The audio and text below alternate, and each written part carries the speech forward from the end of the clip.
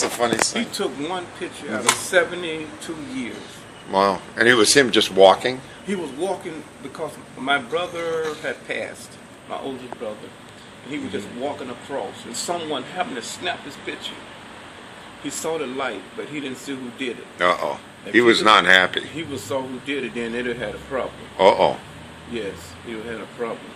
But that's the only picture that my dad ever took. And you got a copy of it? My sister got it. Wow. My sister have it. Okay. I mean, you know, when I see it, I look so much like him, man. It's pathetic. But I look like him, but fortunately, you don't shoot like him. I will have to be greater than he was. Yeah, yeah. For my children's sake. Right. Because my dad used to, like I said, kick the door down and just go to shooting in the house. You see this window? You stand outside the window, boom, right in the house. Right in the house. And all of my brothers and sisters, we have to run. We have to actually run out the back door? Whatever back door it was. Right. But back in them days, you didn't have but two doors. You had the side and the back. Right. So when he kicked that door in, You only have one door to go. yeah, out of 15 brothers and 7 sisters, we have to actually run. And it's not that he was playing. He was trying to shoot. Amazing.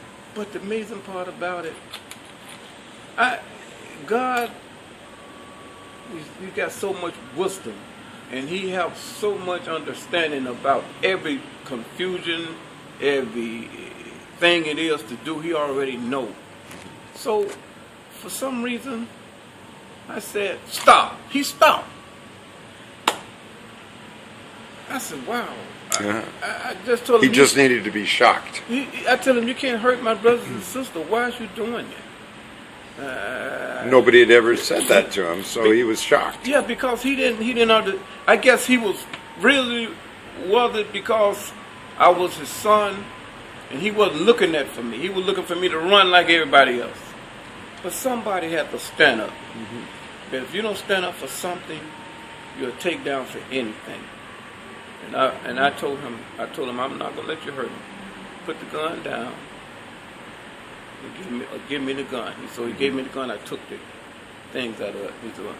Then he'd go lay down. The next night, he eased up out of the bed. Yeah. And out of the blue, turned to this Frankenstein. No. And wow. and he just picks up the gun again? Yeah. Oh no. And this time he had 2 of them, the pistol and the shotgun. And the shotgun shoot like 6 times, and the pistol had just empty. Boom, boom, boom, boom, boom. And I told my mom, we're gonna have to do something, because if you don't, he's gonna kill someone, or somebody gonna get seriously hurt, or we all gonna perish. She said, but he's a good man. My dad, your dad is a good man. He gonna change. I told her, Mama, it's just words. He have to do that. Whatever you say ain't gonna change the person. They have to change from the inside out to the outside, not the outside to the inside. Right. And I said, you see that the structure on the outside. Just think what he feel on the inside. And then until one day, everyone got up to go to school, and my mom was cooking. Sat on the side of the bed, and he said, well, everybody going to school today? Everybody said, well, yeah, everybody was going to school. And he said to me, JB, you going to school? I told him, no, I'm staying home. I had that feeling. You did. He said, well, you need to go to school. Here, go to school and get you some lunch. I told him, no, I'm not going. And my mama said to me, your dad said go to school, you need to go to school. I said, Mom, I don't need to go today. I just don't want to go today. She said, no, you go today, and you come home early.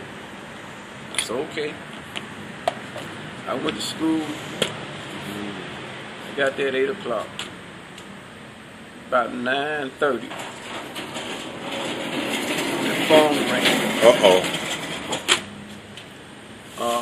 Memphis Police Department called. and told all our family to come home. Oh my. There had been a serious accident. Right. So everybody just took off. We had to walk home. Right. So when we got home, I seen all these police, homicide folks, news reporters, and all kind of folks. And I say to the man, "What happened?" He said there'd been a serious homicide here. I said, "Homicide? Who is it?" He said, "Well, this man tried to kill this woman. My dad had the gun, and he put it on her neck. You know, the shotgun? Right. Had on the floor. So the barrel is so long, you got to come up." Right. So he went to come up to shoot, and she, for some reason, she moved, and he fell off of her. And she ran next door. And when she got to the next door, she said she heard a shot in the backyard. Bow! One shot. He took his head off. He shot himself. Yeah, he had a little bit of nose here, and the rest of it was gone. Right. So when I got in, they wouldn't let me in the backyard. So what I did, I jumped the fence, and I went in the back anyway. So you could see. So I could see my dad. And It wasn't a mistake. He took his own life. Yeah, Is that right? I was like angry. I was angry at him because he didn't have to do that. No. And You think his mind was affected? but yeah, because Maybe he wanted to he- take himself out of the he misery? well, and then I was angry at him at another point because he tried to kill my mom. And so Maybe he was punishing himself. And I asked him why, and he never gave me an answer. Right. But then I found out later,